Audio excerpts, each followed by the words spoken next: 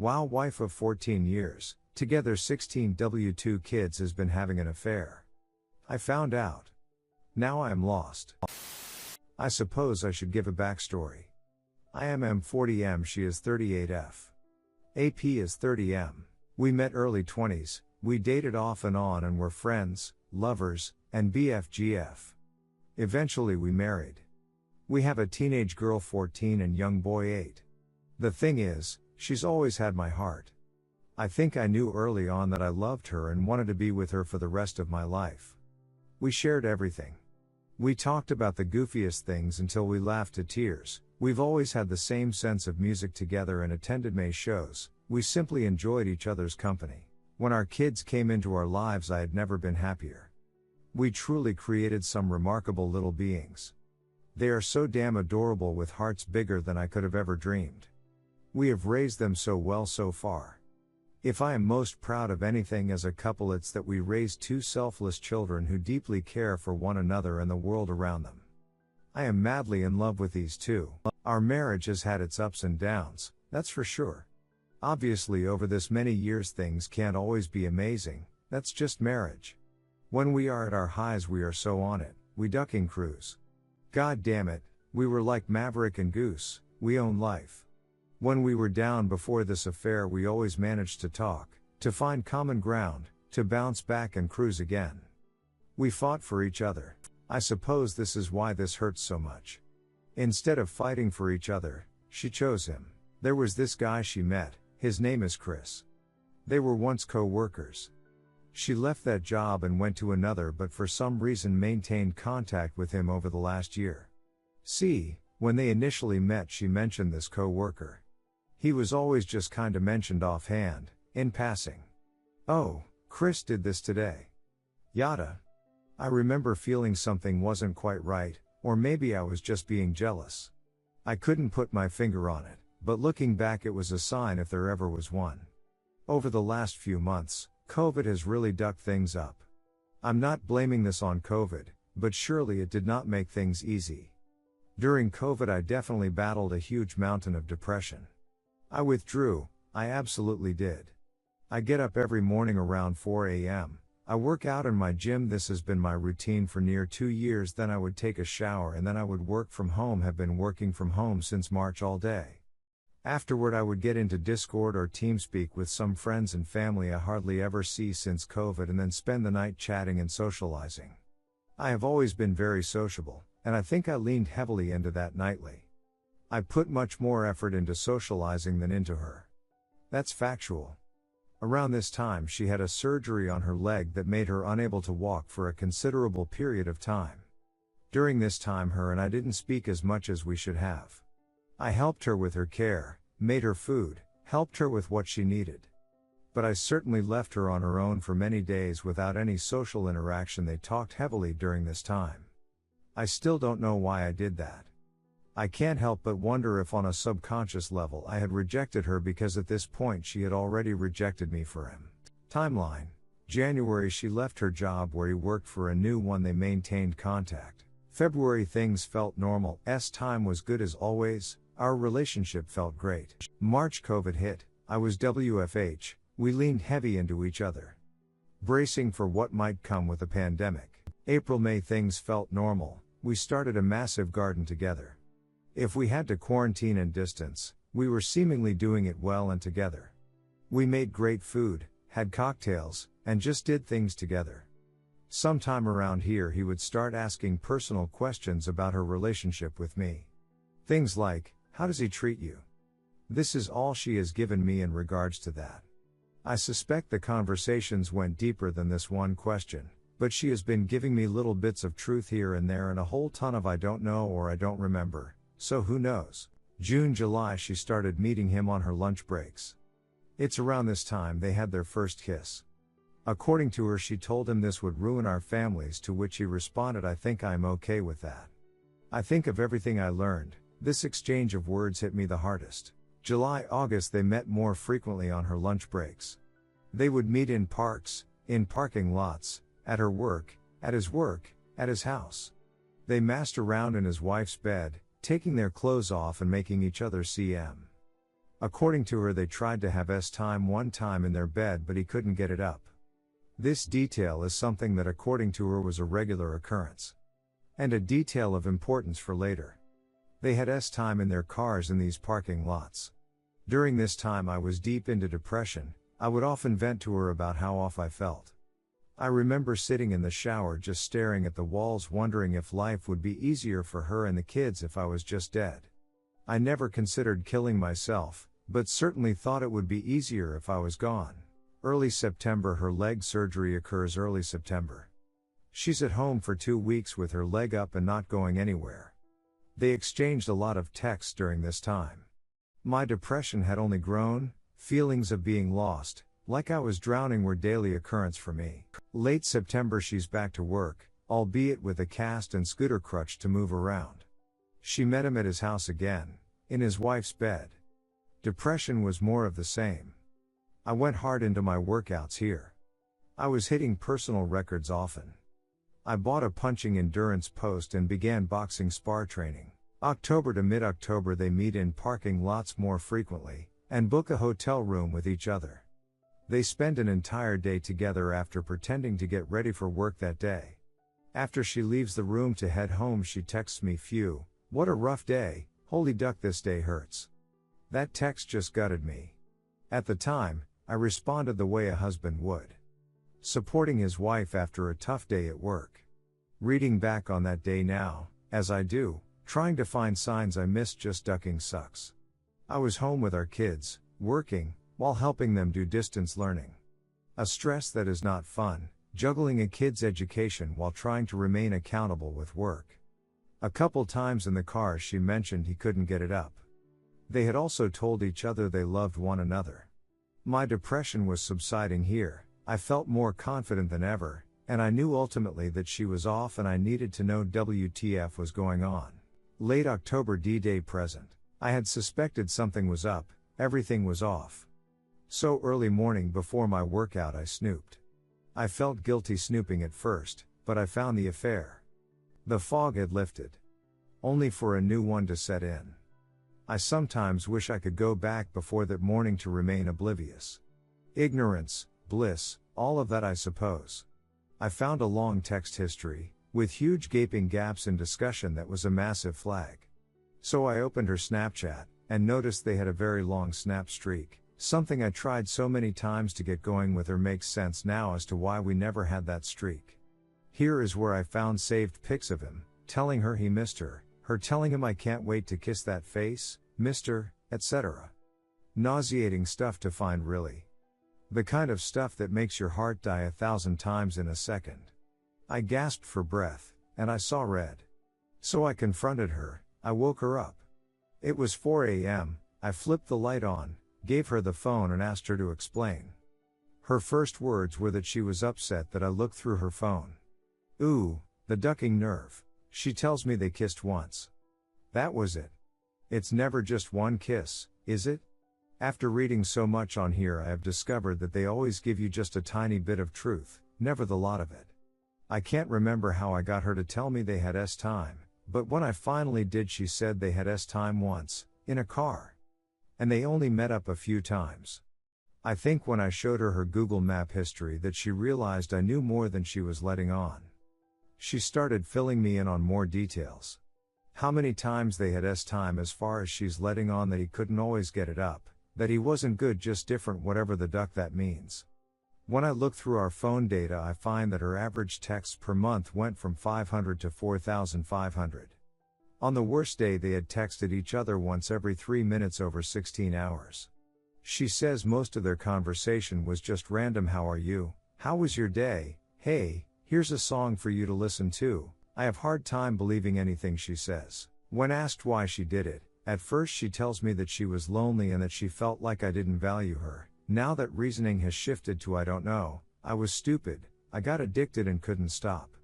To be clear, I am fine admitting that I was distant, but I have a very hard time taking blame for this.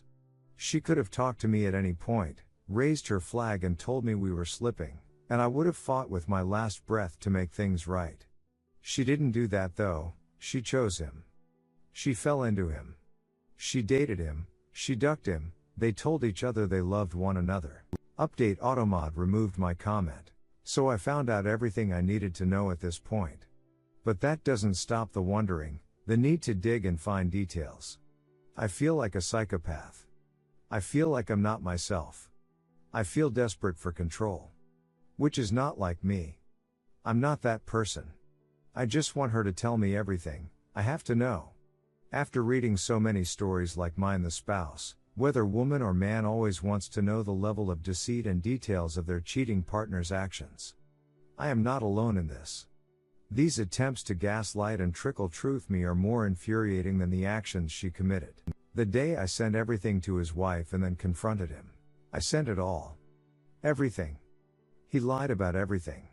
He said my wife was making it all up because she was obsessed with him, and wanted to break them up to be with him. This infuriated me. I wanted him to ducking own his actions. For days I had been wanting to approach him, to scare him, to hurt him. I found him at his work, stocking shelves. He's retail. His face was deep in a shelf, so I got right up on him. He's a small little man, pale and frail looking. "Hey Chris," Jesus, the look on his face, through his mask I could see only his eyes and the bridge of his nose. The absolute fear in him felt so empowering. I mean, I don't think I needed to do this looking back. But I'd be lying if it didn't feel great to take back something that he helped steal from me. "Why didn't you accept my Snapchat, bud? I thought we shared everything?" Watching him cower and stumble backwards, his little whimpering exhale he made as he did so was like gold to me. Jesus, that felt good. I laid into him, told him how much damage he helped cause. How it was ducked up he lied about what my wife had told me, that I had evidence proving they lied and cheated. "You're a ducking coward," I said to him. Duck, that felt good. But what he said back to me almost shocked me. "You're right.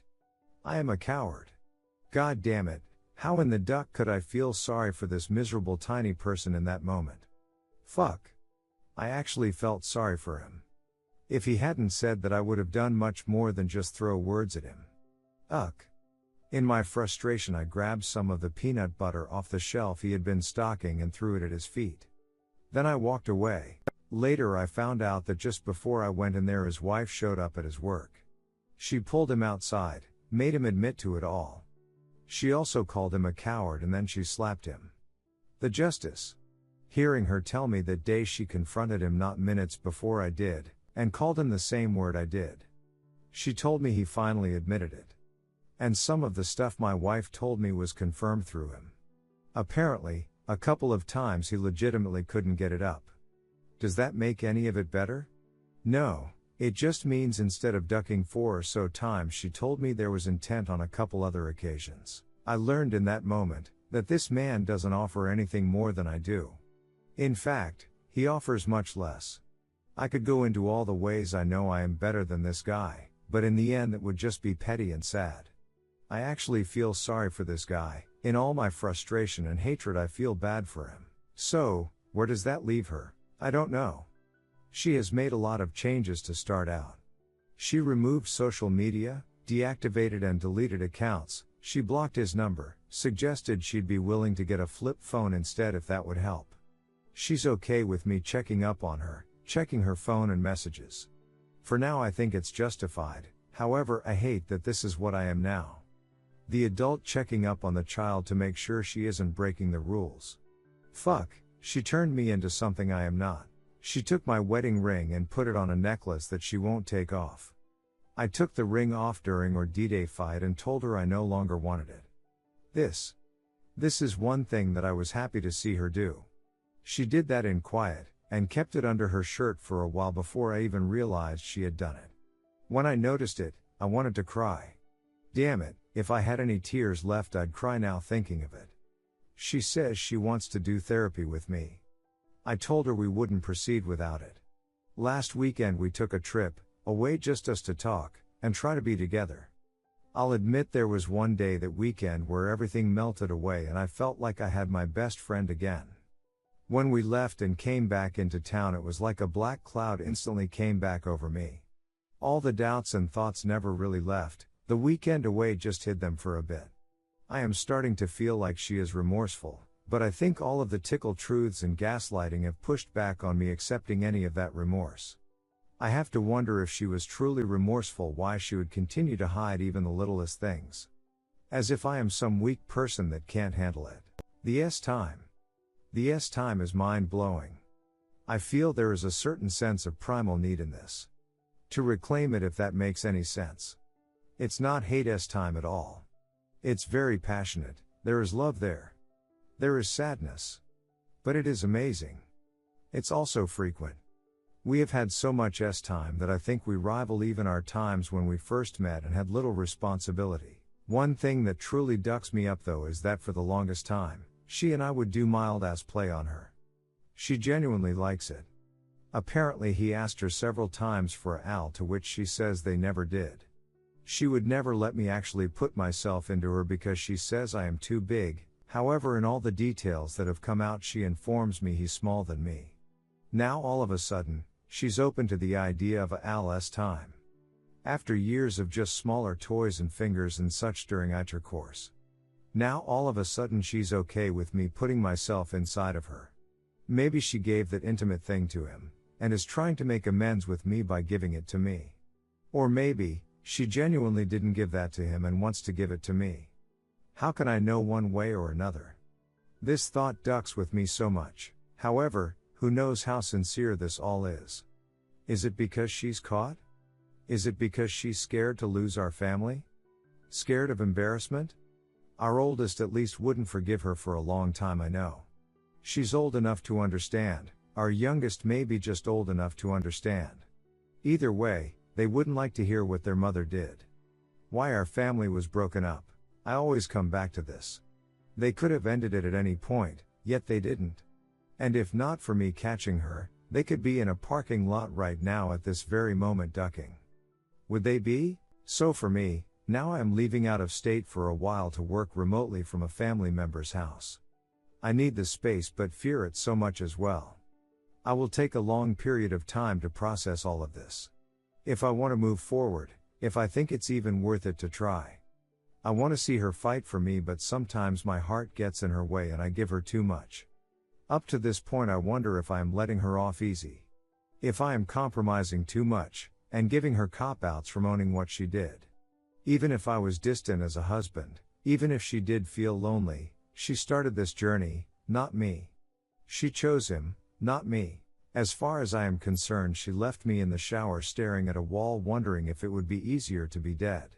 Redditors' reactions. Redditor 1, every time you feel yourself qualifying a statement as according to her, it's you admitting that you don't believe it. And you shouldn't. She absolutely, 100% lied to you about nearly everything she thought she could get away with. She will continue to do it once she thinks she can get with it again. She's gone to the handbook for the lying, blame shifting and gaslighting. She'll start making promises that you know she won't keep, and then asking why you don't trust her.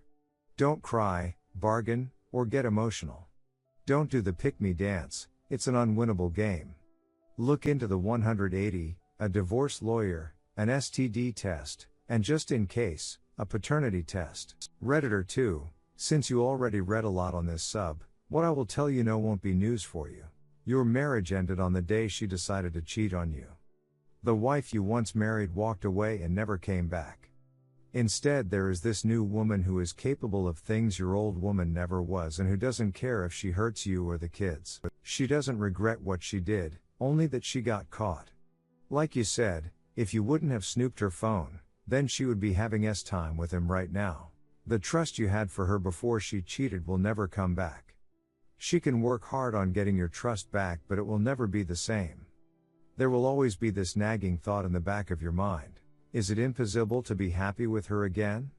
No, but it requires a ton of work and time, and even if you invest both, there is no guarantee that it will work out. Go to a lawyer and find out what your options are. Go to a doc and get tested for STDs. Tell her to do the same and show you the results. Take all the time you need to make a decision. Don't drink any alcohol or take drugs, they won't help you. You need a clear head now, more than ever. Say, how much money did she spend on that guy during their affair? I mean, renting a hotel room is not cheap. When was the last time she invested so much money, time, emotions in you? You are worth so much more than to be treated this way. Good luck and stay strong. Redditor 3, Duckman, it seems so unfair that someone would make that level of commitment just to change their mind one day to the detriment of those they supposedly love.